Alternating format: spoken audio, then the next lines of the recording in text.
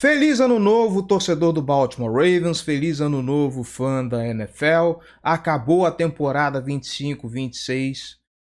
Seattle Seahawks campeão com aquele que deixou saudade em Baltimore como head coach. Pois é, parabéns Mike McDonald pelo título. E agora, finda a temporada, vamos falar de off-season, vamos começar a especular a respeito de franchise tag, de free agency, de draft. E para você não perder nada disso, por favor, se você está chegando agora, se inscreva aqui no canal. Clica no sininho para ativar as notificações, por favor, porque aqui neste canal não tem dia, não tem hora exatos para a gente publicar vídeo. Teve notícia, tem informação, tem opinião. A gente tá soltando conteúdo aqui. Se você gostar desse vídeo, deixa o seu like e, é claro, a caixa de comentários não morde, por favor, deixa aí a sua opinião sobre o que vai ser, sobre o que será a off-season do Baltimore Ravens, agora sobre a batuta de Jesse Minter. Pois é, head coach novo, coach staff novo, vamos ver aí o que esse time vai aprontar. E eu não queria falar isso, mas aparentemente parece que o Baltimore Ravens está querendo replicar aquilo que foi feito no Seattle Seahawks. E por que eu estou falando isso? Por conta das semelhanças de história entre o Mike McDonald e o Jesse Minter. Afinal de contas, ambos passaram ali pelas, vamos dizer assim, pelos cargos de base, né, do Baltimore Ravens, como assistente, especialista, consultor e tudo mais, antes de finalmente alçar a um cargo de coordenador. No caso do Jesse Minter, ele ainda teve uma passagem ali por outros times do college football. Foi coordenador defensivo do Michigan Wolverines, assim como Mike McDonald, também sob a asa de Jim Harbaugh. Lembrando, Mike McDonald foi o cara que, quando chega em Michigan, muito recomendado pelo irmão dele, inclusive, o John Harbaugh, é um cara que ele vem para revolucionar a defesa de Michigan. Ele estava ali sob a conduta de um cara que era conhecido como Dr. Blitz, porque era um cara muito agressivo, era um cara que mandava muita blitz, semelhante com o que o Don Martindale fazia, inclusive, aqui no Baltimore Ravens, né? Vamos lembrar dessas coincidências. Aí o Mike McDonald vai para Michigan, ele consegue bater o Ohio State, que vinha aí, Michigan era muito freguês de Ohio, né? Há muito tempo o time de Michigan não conseguia vencer Ohio State. Mike McDonald arruma a defesa, pensa um jeito diferente, consegue derrotar o seu principal rival. Aí esse cara vai para Baltimore como coordenador defensivo, fazendo o que? Substituído um cara que justamente tinha como característica ser muito agressivo e mandar muita blitz. E aí o cara consegue construir uma das melhores defesas dentro nas temporadas em que ele foi ali coordenador defensivo. É claro que não dá muito para comparar com as defesas dos anos 2000, com a defesa de 2012 e tal, mas o Mike McDonald conseguiu fazer um trabalho muito excepcional, tanto que quando ele vai embora e a gente fica aí com o Zach Orr, a gente fica refém do Zach Orr, a queda é gritante. E aí o Mike McDonald vai para Seattle, é campeão com esse time, e aí nós ficamos aqui pensando, poxa vida, se o Mike McDonald conseguiu fazer o que fez com o Seattle Seahawks, tudo bem que o Seattle tinha ali o Jackson Smith-Njigba como o seu jogador defensivo do ano, né? Mas de qualquer forma, se ele conseguiu ser campeão com o Sam Darnold, e aqui todos os méritos ao Sam Darnold, gente, não tô aqui querendo desmerecer o que ele fez nos playoffs, alguém que cuidou bem da bola, conseguiu ser um cara ali que executou muito bem o plano de jogo e tudo mais. Ele teve mérito, sim, passa por ele o título do Super Bowl, mas vamos pensar entre ele e Lamar Jackson. Se o Mike McDonald conseguiu fazer o que fez com o Sam Darnold, imagino que ele não teria feito com o Lamar Jackson nas mãos, né? E é justamente essa lógica que parece que o Baltimore Ravens está tentando replicar, trazendo o Jesse Minter, que foi campeão nacional do college com o Michigan Wolverines, também junto com o Jim Harbaugh. Vou deixar as polêmicas desse campeonato de lado, tá? Vamos pensar só no trabalho do Jesse Minter.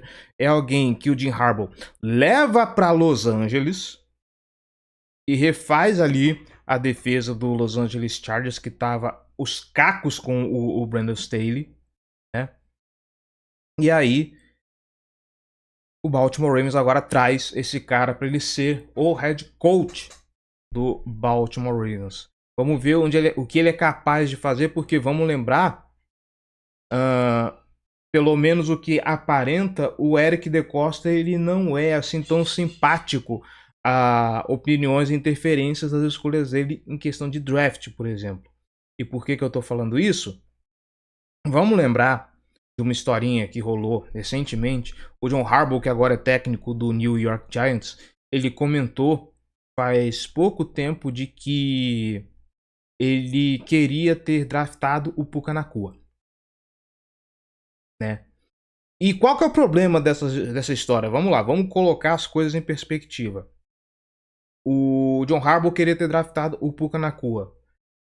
Vamos lembrar, e a propósito, o Baltimore Ravens, em vez do Puka Nacua, eles draftaram o Kill Blue Kelly. Tá? Alguém lembra de Kill Blue Kelly? Mas qual que é o problema nessa história colocada hoje, na perspectiva de agora? Hoje, nós sabemos quem é o Puka Nacua, né? Tá aí o wide receiver 1 do Los Angeles Rams, top 10 fácil ali da NFL, discutivelmente top 5. Eu pelo menos colocaria o Puka Nacua fácil hoje no top 5 de wide receivers da NFL. Mas na época do draft, quem era Puka Nacua?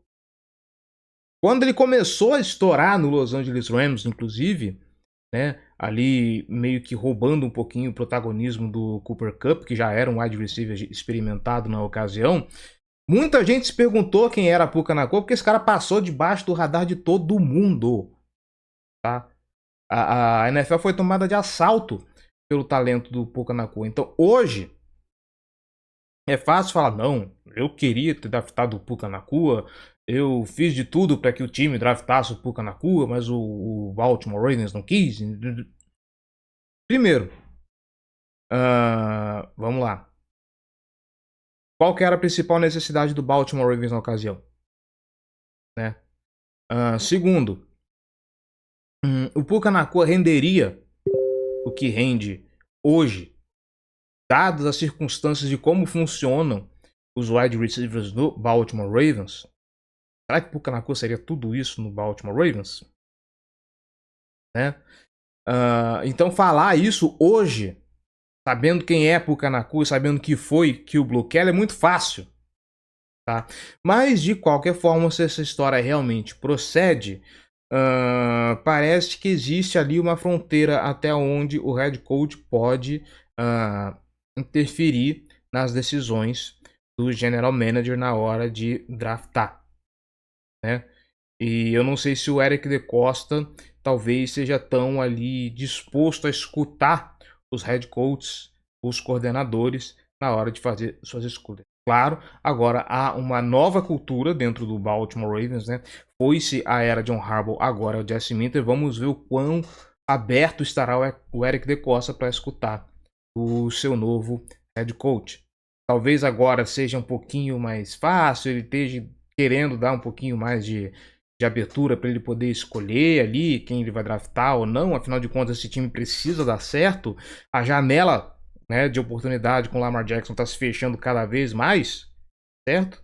Então, vamos ver aí o que vai acontecer. Vamos aí esperar para ver o que será a vida de Jesse Minter, o que será a off-season do Baltimore Ravens. Uma coisa precisa ser clara: a defesa precisa de ajustes em 2 pontos muito específicos. Primeiro, o apressador de passe. O time não tem apressamento de passe, tá? Eu ainda encampo a campanha de que o Kyle Hamilton precisa ser convertido para edge. Ele precisa jogar ali na ponta da linha para poder gerar pressão, porque ele tem se mostrado um bom apressador de passe, como ele tem se mostrado bom em tudo nessa defesa. O cara é um coringa ali dentro. Eu acho que como essa é a parte mais deficitária, eu acho que valeria a pena converter ele, botar ele para jogar mais ali na ponta. E a partir do momento que você tem uma ponta de linha muito segura, né, que você consegue ali atrapalhar o quarterback na hora de executar o passe, você facilita a vida da secundária. Então, assim, a vida dos safeties, a vida dos cornerbacks fica muito boa quando o passe é apressado, ele sai todo torto. Então, esse é um ponto crucial que o Baltimore Ravens precisa olhar. E lembrando que, enquanto o Jesse Minter esteve em Los Angeles, quando o Odafe Oweh foi levado para lá, aqui no grupo do podcast, inclusive, entre eu, a Manu, o Gelli, o Giba e o Rodrigo, veio até o papo de que foi o Odafe Oweh sair de Baltimore, ir para Los Angeles e começou a produzir muito mais do que ele produziu aqui. Se isso passa pelo Jesse Minter, então as expectativas são muito boas. De repente, começamos a ver um novo horizonte aí para esse setor que é deficitário de muito tempo. Muito tempo. E o segundo ponto, obviamente, já que estamos falando de secundária, o corpo de cornerbacks precisa ser renovado.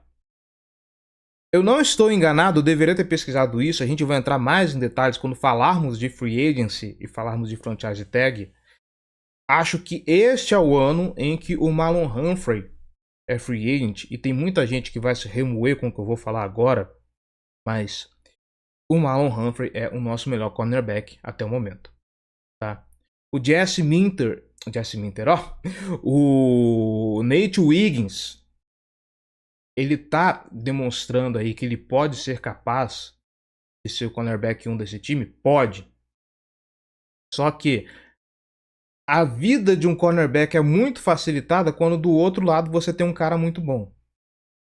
E aí, em que pese ali, em que posição você vai colocar o Marlon Humphrey, se ele é top 20, eu não vou nem me atrever a colocar ele como top 10 e tal, mas dentro do que se tem no Baltimore Ravens, o Marlon Humphrey ainda é o melhor cara e ainda é o cara com que os quarterbacks adversários vão se preocupar.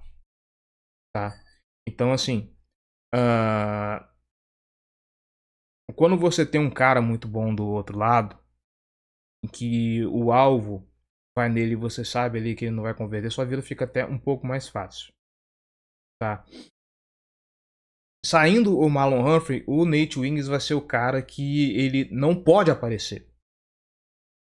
E quando eu falo que ele é o cara que não pode aparecer, é porque o cornerback, quando ele aparece, ele tá aparecendo em duas circunstâncias específicas. Primeiro, ou ele tá sendo muito espetacular, né? O quarterback não está acreditando que esse cara vai ali interceptar um passe, que ele vai defletar o passe que vai chegar no seu wide receiver, ele vai lá e faz isso. Ele faz de uma forma muito espetacular, o que ninguém está acreditando. Ou então, esse cara está fazendo muita cagada. E aí já é o contrário. O quarterback sabe que ele não pode acertar o outro lado, porque do outro lado tem um cornerback tão bom que ele sabe que se ele mandar o passe para lá, não vai acontecer nada. Então ele vai tentar jogar no outro. E ali o outro começa a fazer muito cagada, ali o quarterback já sabe aonde mirar. Quem vai ser o alvo, o target dele. Esses dois pontos aí que pesam o cornerback. Se ele estiver aparecendo muito, ele está sendo muito bom ou muito ruim. Então o que a gente espera é que o Nate Wiggins não apareça, se for para aparecer, para fazer espetáculo. Tá? Será que ele vai dar conta disso? A tendência é que sim, mas de qualquer jeito é bom que esse corpo de cornerbacks seja um pouco mais reforçado. Tá? O time precisa, né, dar ali também um apoio para a secundária. Mas antes de tudo, é preciso pensar no apressamento de passe, porque se você pensa o apressamento de passe, ele consegue ser bem efetivo, a vida de quem está ali na segunda parte da defesa fica um pouco mais facilitada, tá bom? E se você chegou até aqui, quer ajudar a gente a trazer mais conteúdo, quer ajudar a Casa do Corvo a se manter no ar e se tornar ainda maior, então eu te convido, vem ser torcedor de elite e apoiar esse projeto. apoia.se/Casa do Corvo, o link está na descrição desse vídeo. R$1 só você já faz uma grande diferença para esse projeto, tá bom? Vai lá, dá uma olhada nas nossas categorias de apoio, dá uma olhada nas nossas recompensas e vem colaborar com aquilo que você quiser, aquilo que você puder. Não está a fim de se comprometer com um apoio mensal recorrente? Não se preocupa, a nossa chave Pix também está aqui na descrição do vídeo, casadocorvobr@gmail.com. Qualquer quantia que você puder colaborar, a gente fica muito agradecido. Se você não puder colaborar financeiramente ou não tiver a fim de tirar o escorpião do bolso, tudo bem, a gente entende. Compartilhe então os nossos conteúdos e segue a gente nas redes sociais, tá bom? É Casa do Corvo em tudo que é rede, menos no Instagram, que é Casa do Corvo BR, porque desde que a gente teve a nossa primeira conta roubada, o Meta nunca mais conseguiu recuperar a nossa conta antiga. Então lá é Casa do Corvo BR, em todas as redes é Casa do Corvo, tá bom? Voltamos a qualquer momento com mais notícias, com mais novidades, com mais opinião. Será que vai ter uma draft da Casa do Corvo esse ano? Quem sabe, né? É isso, gente. Um grande abraço e até mais.